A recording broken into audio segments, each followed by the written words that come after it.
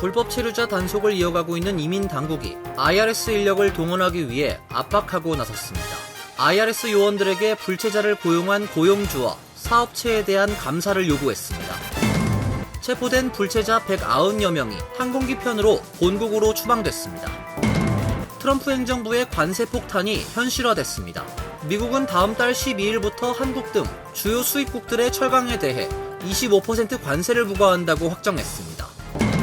트럼프 대통령의 행정명령에 대해 법원이 잇따라 제동을 걸었습니다. 법무부가 연방검찰의 부패 혐의로 기소된 에릭 아담스 뉴욕시장에 대한 기소를 취소하라고 지시했습니다. 이상은 오늘의 주요 뉴스입니다. 시청자 여러분 안녕하십니까? KBN 뉴스입니다. 불법 체류자 단속을 이어가고 있는 이민 당국이 IRS 인력을 동원하기 위해 압박하고 나섰습니다. IRS 요원들에게 불체자를 고용한 고용주와 사업체에 대한 감사를 요구했습니다. 뉴욕타임스가 내부 메모를 입수해 보도한 데 따르면 크리스티 놈 국토안보부 장관은 스콧 베센트 재무부 장관에게 서한을 보내 이민법 집행을 돕기 위해 IRS 요원이 이민 단속에 협조할 수 있도록 해달라고 요청했습니다. 특히 국토안보부는 IRS 요원에게 불체자를 고용한 고용주와 사업체에 대한 감사, 인신매매 조사 등을 담당하도록 요구했습니다. IRS에는 약 10만 명의 직원이 있는데 이 중 세법 위반과 기타 금융범죄를 조사할 수 있도록 훈련받은 요원은 약 2,100명 정도로 파악됩니다. 도널드 트럼프 대통령은 취임 직후 네바다주에서 열린 집회에서 취임 첫날 IRS 요원 채용은 즉시 중단했고 이들을 해고하거나 국경으로 이전할 계획을 세우고 있다고 밝힌 바 있습니다.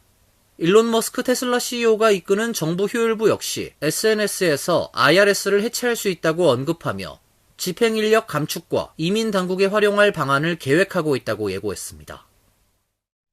체포된 불체자 190여 명이 항공기 편으로 본국으로 추방됐습니다. 최근 입국한 불체자 중 가장 큰 비중을 차지하고 있는 베네수엘라 출신 불체자들입니다. 그동안 베네수엘라 정부와 관계가 단절되면서 추방에 어려움이 있었지만 이를 받아들이기로 합의한 것으로 알려지고 있습니다. 미국에서 추방된 베네수엘라인 190여 명을 태운 콘비아사 항공기 2대가 어제 저녁 베네수엘라에 도착했습니다. 백악관은 SNS X에 올린 게시물에서 베네수엘라로 향하는 불체자들의 비행이 재개됐다고 알렸습니다.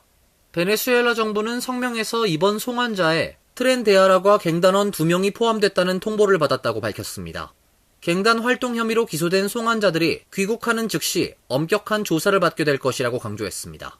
2019년 미국과 베네수엘라 관계가 단절된 이후 베네수엘라 정부는 추방된 베네수엘라인 입국을 거부해왔습니다. 베네수엘라 출신 불체자는 2021년부터 멕시코 접경 국경에 대거 등장했습니다. 현재 불체자 중 가장 큰 비중을 차지하고 있습니다. 리처드 그리넬 백악관 특사는 지난달 31일 베네수엘라를 찾아 강제 송환자를 수용하라는 트럼프 대통령의 뜻을 전했습니다. 트럼프 대통령은 베네수엘라 정부가 트렌데아라과 갱단을 포함해 미국에 주둔하고 있는 모든 베네수엘라 불체자들을 받아들이고 그들의 수송 비용을 지불하기로 합의했다고 밝혔습니다. 향후 추가 송환 항공편이 있을지 여부는 언급하지 않았습니다. 트럼프 행정부의 관세 폭탄이 현실화됐습니다. 미국은 다음 달 12일부터 한국 등 주요 수입국들의 철강에 대해 25% 관세를 부과한다고 확정했습니다. 보도에 김태희 기자입니다. 도널드 트럼프 대통령은 어제 포고문을 통해 한국산 철강 제품에 대한 수출 협정이 미국 동부 시간 기준 3월 12일 0시 1분부터 효력을 잃는다고 밝혔습니다. 일본과 캐나다, 멕시코, 유럽연합, 아르헨티나, 호주, 브라질과 맺은 협정도 종료된다고 명시했습니다. 이에 따라 한국을 포함한 해당국으로부터 수입되는 철강에는 25% 관세가 부과됩니다. 미국은 트럼프 일기인 2018년에도 무역확장법 232조를 바탕으로 철강 제품에 25%, 알루미늄에 10% 관세를 부과했습니다. 하지만 일부 국가는 협정을 맺어 일부 면세 혜택을 받았는데 한국의 경우 협상 끝에 수출량을 2015년에서 2017년 383만 톤의 70%, 263만 톤으로 줄이는 대신 관세 부과를 제외받았습니다. 트럼프 대통령은 관세 면제나 대체 협정을 맺으면서 특정 국가의 철강 제품 수입이 대폭 늘었다고 주장했습니다. 면세협정 국가로부터의 수입이 전체에서 차지하는 비중이 2018년 74%에서 지난해 82%로 크게 증가했다며 국내 산업에 유해한 영향을 미치고 있다는 것입니다. 특히 2022년에서 2024년 쿼터 대상 국가인 한국, 아르헨티나, 브라질로부터의 수입량은 150톤가량 증가했는데 같은 기간 미국 수요는 610만 톤 이상 감소했다고 문제 삼았습니다. 캐나다에선 수입이 18% 증가했다고 적시했고 중국산 철강이 멕시코를 거쳐 미국으로 유입되는 정황이 포착됐다고도 주장했습니다.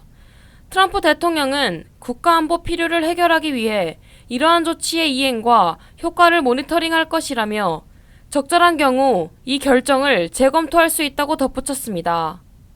KBN 뉴스 김태희입니다.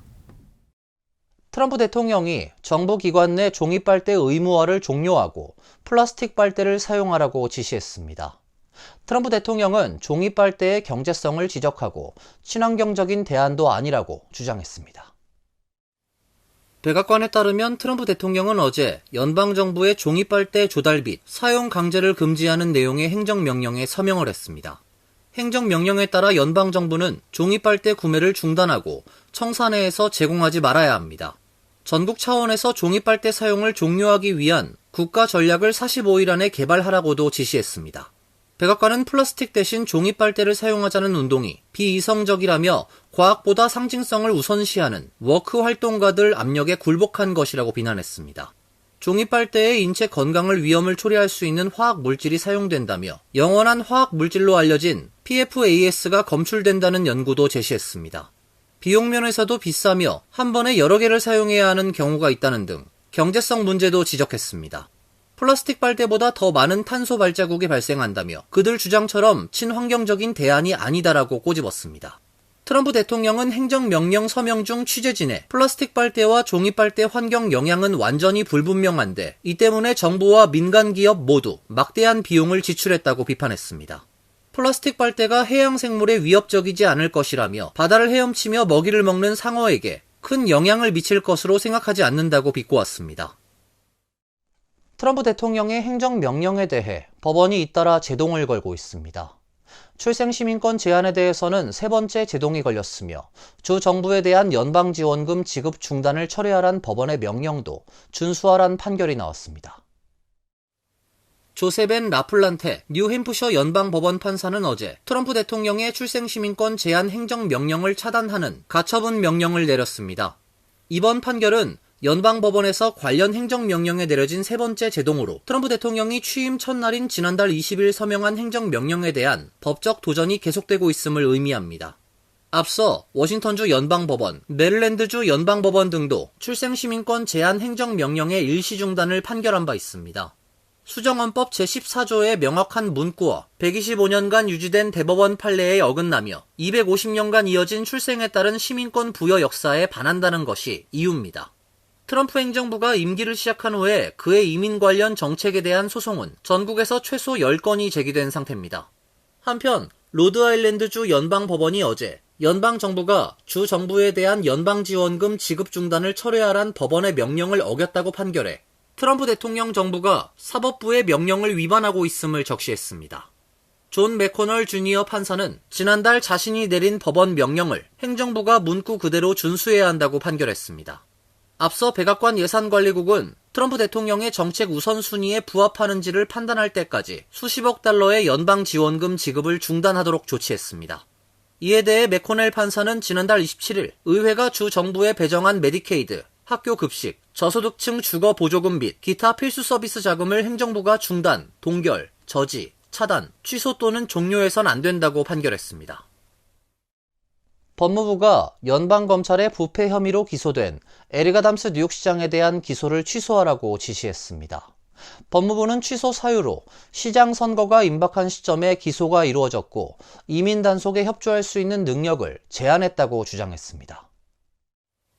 법무부는 어제 저녁 검찰에 보낸 각서에서 에밀 봅의 법무부 차관보는 에릭 아담스 뉴욕시장의 보안 허가를 회복하라며 아담스에 대한 부패 혐의 기소를 중단하라고 지시했습니다. 뉴욕타임스는 이 같은 지시는 트럼프 행정부 2기 연방검찰의 독립성에 심각한 의문을 제기한다고 비판했습니다. 아담스 시장을 기소한 전 맨해튼 연방검사가 정치적인 이유로 기소했다고 비난하면서도 그 증거는 제시하지 않았다고 밝혔습니다.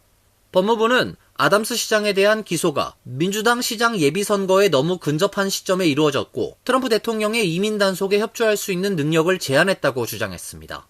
NYT는 이 같은 기각 요청 사유는 매우 이례적인 것으로 유죄 또는 무죄에 대한 의문 때문이 아니라고 설명했습니다. 전직 검사였던 보베 차관보는 11월 시장 선거가 끝나고 사건이 재평가될 때까지는 아담스 시장에 대한 추가 수사 조치가 없을 것이라고 말했습니다.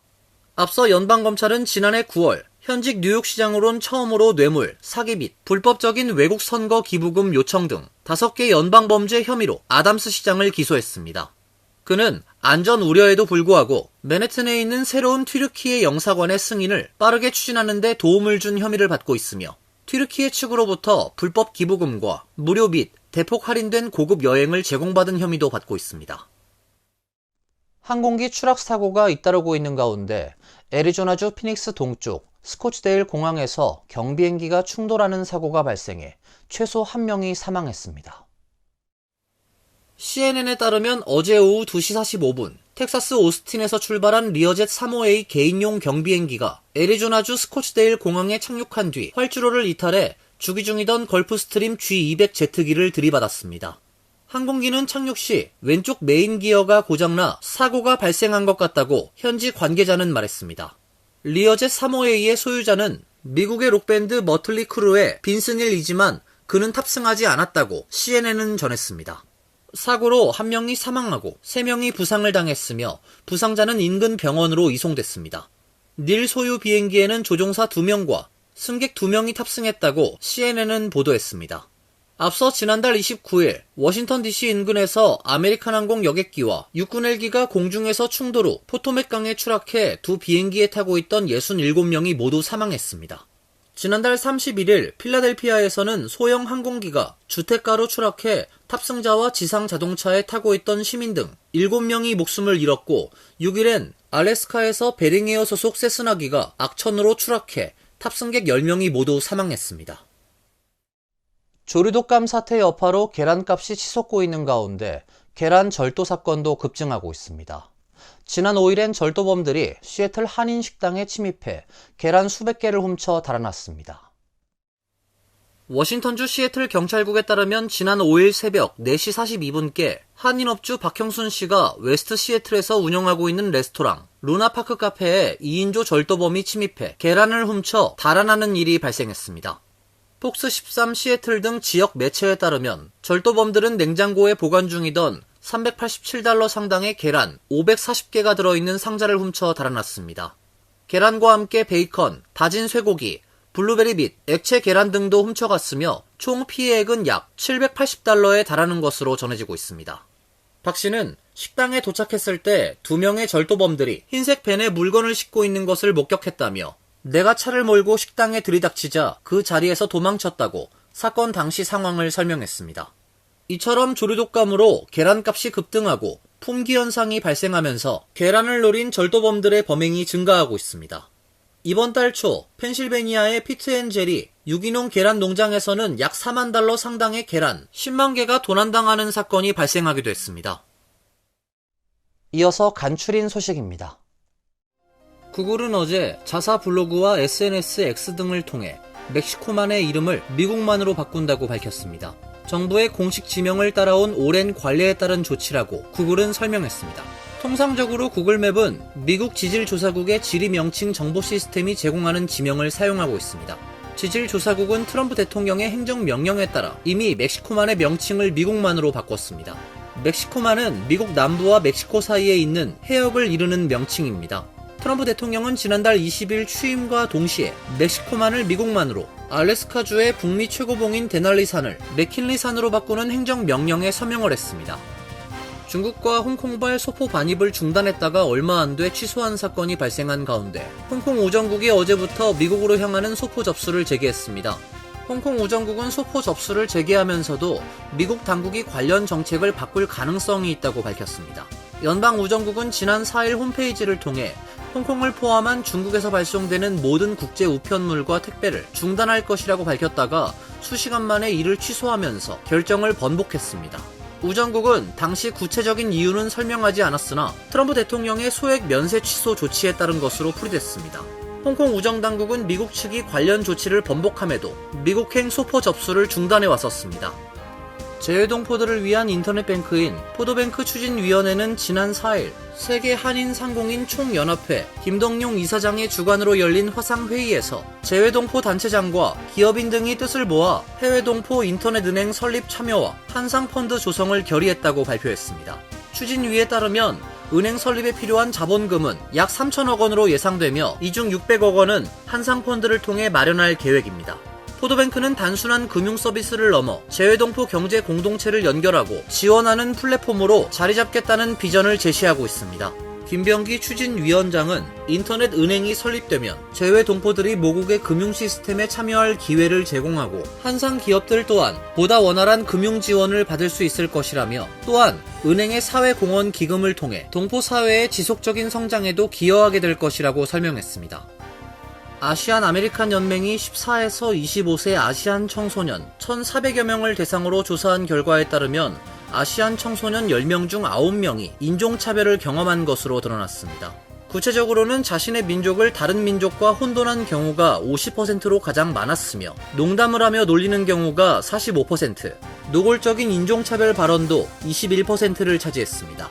또 아시안 청소년 48%는 보통 수준 이상의 우울감을 경험한 것으로 파악됐으며 10명 중 3명이 지난해 극단적인 선택을 계획하거나 시도했다고 응답했습니다.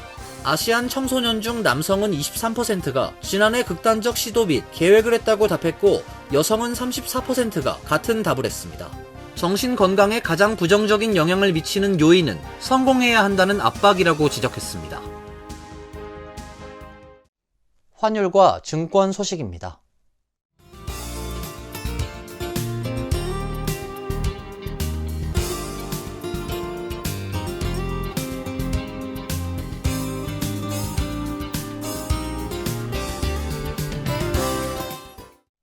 이어서 날씨입니다. 내일은 눈이 예보돼 있습니다.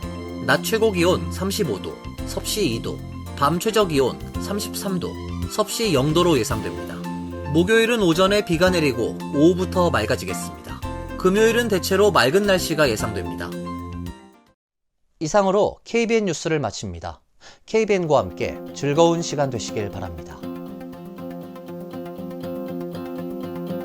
동부 최대 한인방송 KBN이 제작하는 KBN 뉴스는 웹사이트 mykbn.com 그리고 유튜브와 페이스북에서 다시 보실 수 있습니다. 좋아요, 구독, 알림 설정은 뉴스 제작에 큰 도움이 됩니다.